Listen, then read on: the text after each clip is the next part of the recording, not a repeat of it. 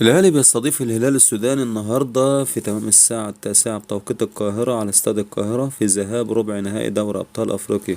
تشكيل الأهلي المتوقع في مباراة النهاردة أمام الهلال السوداني في دوري أبطال أفريقيا: حراسة المرمى محمد الشناوي، خط الدفاع من ناحية الشمال يحيى عطية الله، أشرف داري، رامي ربيعة أو مصطفى العش، أي حد فيهم أيا كان، محمد هاني ناحية اليمين.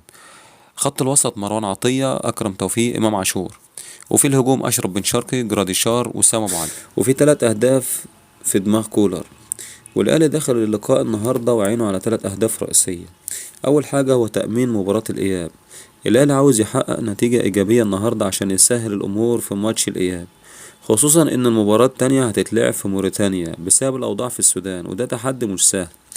والحاجة التانية هو العودة بعد الغياب. الفريق الأساسي للأهلي ملعبش أي مباراة رسمية من يوم 5 مارس بعد فوزه على طلائع الجيش، وبعدها انسحب من مواجهة الزمالك في الدوري، ولعب بكتيبة شباب في كأس عاصمة مصر اللي هو كأس الرابطة. وماتش النهاردة هو أول اختبار حقيقي للفريق منذ فترة. الحاجة التالتة هو فرض الهيمنة. الأهلي والهلال تواجهوا قبل كده 12 مرة، الأهلي فاز 5 مرات وخسر 3، والتعادل حصل 4 مرات بين الفريقين. والفوز النهاردة هيخلي الأحمر يثبت تفوقه التاريخي قدام الهلال. ومكملين في اخبار الاهلي متمسك بجلب حكام اجانب لماتش مع بيراميدز في الدوري. بعد كده وصل لاتحاد الكرة ايميل من الاهلي بيأكد فيه انه عايز يكمل اجراءات استخدام الحكام الاجانب ومستعد يتحمل كل التكاليف. المدير التنفيذي للاتحاد قال انه بعد ما عرض الموضوع ده على هنا بريدة رئيس الاتحاد، وافق على طلب الاهلي، خاصة ان الاجراءات كانت بدأت فعلا في الوقت المحدد باللائحة بناء على طلب احد الفريقين. وكمان الاهلي قدم تعهد رسمي انه هيتكفل بالمصاريف. على الناحية التانية في نادي الزمالك في 3 مطالب عاجلة من الزمالك لرابطة الأندية. الزمالك بعت خطاب رسمي بيأكد فيه إنه الطرف الأساسي في الموضوع اللي تم اتخاذ قرار بخصوصه، لكن لحد دلوقتي ما جالوش أي إخطار رسمي بالقرار الجديد اللي أعلنت عنه الرابطة يوم 30 مارس 2025. طلبات الزمالك العاجلة وهي: نسخة كاملة من القرار الجديد للرابطة، توضيح مفصل عن أسباب اتخاذ القرار لو في أسباب، صورة من محضر الاجتماع اللي صدر فيه القرار مع أي مستندات أو وثائق متعلقة بالموضوع. الزمالك شدد إنه بيحترم كل الأطراف، لكنه شايف إن عدم الرد على مطالبه معناه إن القرار غير موجود من الأساس.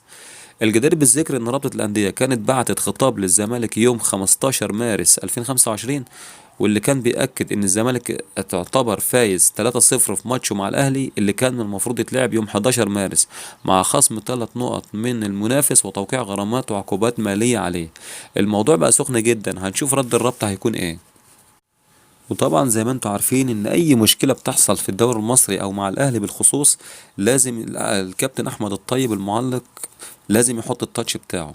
احمد الطيب يعلق على تعديل عقوبات انسحاب الاهلي بعد ما رابطة الأندية المحترفة قررت تعديل العقوبات على الأهلي بسبب انسحابه في ماتش القمة ضد الزمالك، وبدل ما تخصم منه 3 نقط في نهاية الموسم اكتفت باعتباره خاسرا في المباراة مع غرامة مالية. المعلق الرياضي أحمد الطيب كان ليه رأي حاسم في الموضوع ده. احمد الطيب كتب على صفحته على فيسبوك: ارجوكم اتركوا الاهلي في حاله، الاهلي لا يحتاج مساعده من احد. واضاف: بطولات الاهلي عبر التاريخ ارث عظيم لا يمكن مقارنته باخرين، ارجوكم اتركوه ولا يحتاج اليكم. ثم انتقد موقف النادي قائلا: الاهلي اخطا خطا كبير، عادي جدا يتحمل نتيجة خطأه، من تسبب في هذا الخطأ يعتذر لجماهيره بدلا من الهروب بحجة المرض أو زيارة الأحباب. واختتم حديثه برسالة واضحة لجماهير القلعة الحمراء: يترك جماهيره المخلصة حائرة وحزينة وليبدأ من جديد، وانتهى الموضوع. كلام الطيب فتح باب جديد للنقاش: هل الأهلي فعلا استفاد من القرار، ولا كان المفروض العقوبة تفضل زي ما هي؟